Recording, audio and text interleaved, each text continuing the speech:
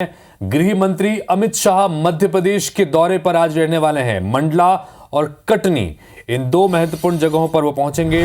चुनावी सभाओं को संबोधित करने का कार्यक्रम है।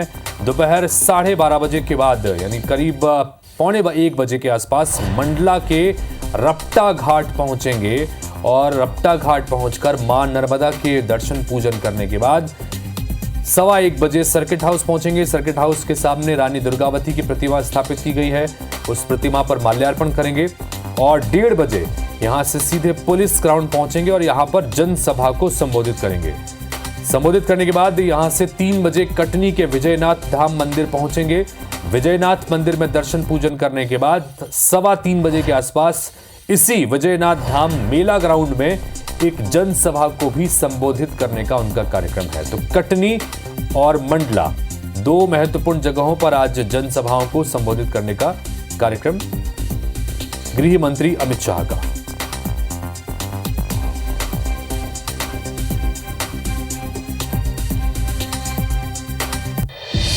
तो केंद्रीय गृह मंत्री अमित शाह जहां पर दो जगहों पर जनसभा को संबोधित करेंगे, तो वहीं रक्षा मंत्री राजनाथ सिंह भी मध्य प्रदेश के 2 जिलों के दौरे पर रहेंगे।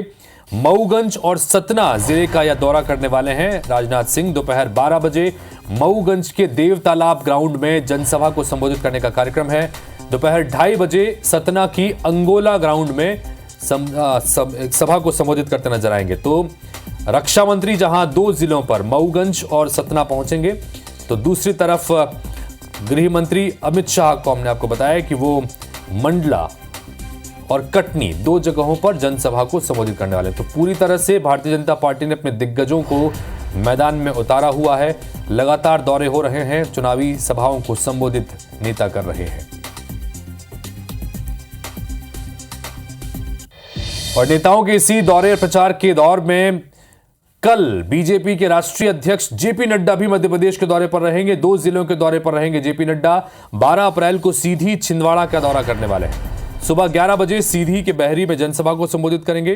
2:30 बजे छिंदवाड़ा पहुंचेंगे। छिंदवाड़ा के दशहरा मैदान में जनसभा को संबोधित कर रहे हैं। तो लगातार छिंदवाड़ा में फोकस पार्टी का खास तौर पर देखने को मिल रहा है और छिंदवाड़ा वो सीट भी जहां पर पहले ही चरण में मतदान होना है, यानी 19 अप्रैल को यहां पर वोटिंग होगी। इसके अलावा सीधी, मंडला, बालाघाट, ये वो तमाम सीटें यानी 6 सीट जिस पर पहले चरण में वोटिंग होनी है। भारतीय जनता पार्टी से लेकर कांग्रेस पार्टी ने भी इन सीटों पर जोर लगाया है, लेकिन दिग्गजों को मैदान में उतारकर बीजेपी लगातार यहां पर जोरदार प्रचार करती नजर आ रही है।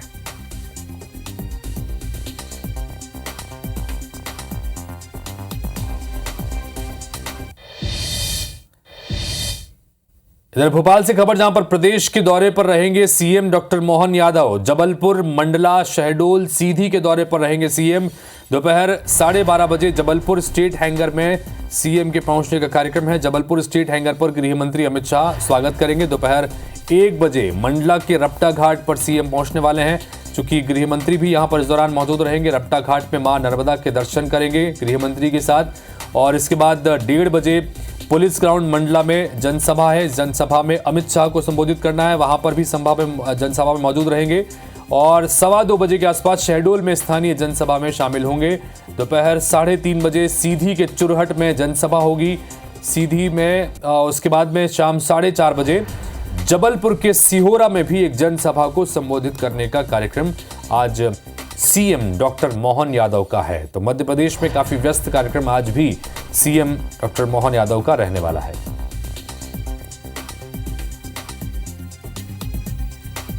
जबलपुर, मंडला, शहडोल, सीधी, इन 4 जिलों के दौरे पर सीएम रहने वाले हैं। जबलपुर स्टेट हैंगर पर पहुंचेंगे, उसके बाद स्टेट हैंगर पर गृह मंत्री अमित शाह का स्वागत करेंगे। यहां से सीधे मंडला पहुंचेंगे। मंडला के रपटा घाट में दोनों मां नर्मदा के दर्शन करेंगे। उसके बाद यहां पर एक जनसभा को संबोधित करेंगे शाह भी और इस जनसभा के दौरान मंच पर रहेंगे डॉक्टर मोहन यादव भी संबोधित करेंगे। दुष्यंत पराशर इस वक्त हमारे सहयोगी भोपाल से सीधे जुड़ रहे हैं, उनके पास चलते हैं। दुष्यंत, आज कई सारे कार्यक्रम भारतीय जनता पार्टी के लिए तय किए गए हैं, चूंकि 2 बड़े दिग्गज, एक तो केंद्रीय गृह मंत्री और केंद्रीय रक्षा मंत्री, दोनों आज मध्य प्रदेश के दौरे पर रहने वाले हैं और इसी के सिलसिले में सीएम के भी कई महत्वपूर्ण कार्यक्रम। तो कुल मिलाकर ताबड़तोड़ तरीके से पूरी तरह से ताकत भारतीय जनता पार्टी लगाती नजर आ रही है?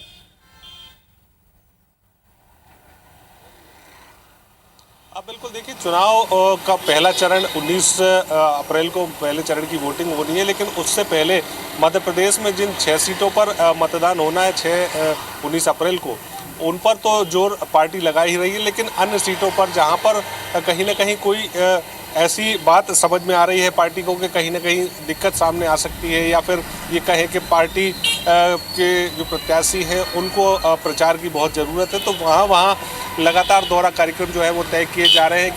केंद्रीय गृह मंत्री अमित शाह की बात करें या फिर हम केंद्रीय रक्षा मंत्री राजनाथ सिंह की, तो दोनों ही जो केंद्रीय मंत्री हैं वो आज मध्य प्रदेश के दौरे पर रहने वाले हैं।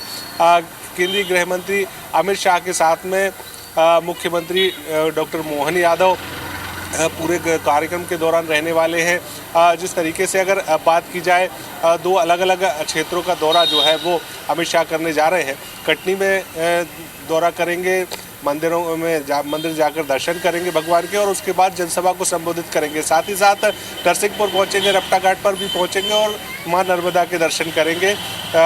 इसके बाद वहां पर जनसभा को संबोधित करेंगे। तो लगातार कोशिश यही है पार्टी की कि ज़्यादा से ज़्यादा जनता के बीच में मोदी सरकार की उपलब्धियां बता दी जाएं, और जिस तरीके से जो चुनावी सरगर्मियां लगातार मध्य प्रदेश में जारी हैं, उन सरगर्मियों को और तेज कर दिया जाए, क्योंकि गतिविधियां जितनी ज़्यादा होंगी उतनी ज़्यादा जनता से वोट की अपील जो है वो ज़्यादा तौर पर की जा सकेगी। ऐसे में अमित शाह के दौरे की तैयारी जो है वो पूरी कर ली गई है, सुरक्षा व्यवस्था पूरी चाक चौबंद कर ली गई है। अमित शाह दिल्ली से सीधा जबलपुर पहुंचेंगे, जबलपुर से कटनी जाएंगे और कटनी के बाद नरसिंहपुर पहुंचेंगे। हालांकि इस दौरे के दौरान प्रदेश अध्यक्ष वी.डी. शर्मा और मध्य प्रदेश के मुख्यमंत्री डॉक्टर मोहन यादव भी उनके साथ में रहने वाले हैं। मोहन यादव की बात करें तो मोहन यादव आज 4 अलग अलग जिलों के दौरे पर रहेंगे और पार्टी के प्रत्याशियों के पक्ष में लगातार जो है वो कार्यकर्ताओं को संबोधित करेंगे। इसके साथ में जनता को संबोधित करेंगे। प्रदेश अध्यक्ष वी.डी. शर्मा की बात करें तो वो भी इस कार्यक्रम के दौरान मौजूद रहेंगे। राजनाथ सिंह की बात कर ली जाए तो सीधी और सिंगरौली का दौरा आज उनका है, और सीधी सिंगरौली के दौरे के दौरान जिस तरीके से बात की जाए तो लगातार कोशिश की गई है उनके द्वारा कि जिस तरीके से जो पार्टी प्रत्याशी हैं उन पार्टी प्रत्याशियों को जनता के बीच में किस तरीके से मोदी सरकार ने जो पिछले 10 साल में काम किया है, उन 10 सालों के दौरान जिस तरीके से जो जनहितकारी योजनाएं लागू की गई हैं, उन योजनाओं का बखान भी किया जा सके। तो बिल्कुल कुल मिलाकर जिस तरह से आपने बताया दुष्यंत की जिन सीटों पर पहले फेज में जिन जगहों पर वोटिंग होनी है वहां पर तो पार्टी लगातार फोकस कर ही रही है, लेकिन साथ ही बाकी वो सीटें जिन पर आगे के चरणों में वोटिंग होनी है, लेकिन जो सीटें जहां पर टाइट नजर आ रहा है, मुकाबला काफी कड़ा हो सकता है, वहां पर भी खास तौर पर पार्टी फोकस कर रही है, दिग्गज चेहरों को उतार रही है। फिलहाल बहुत बहुत शुक्रिया दुष्यंत इस तमाम जानकारी के लिए आपका।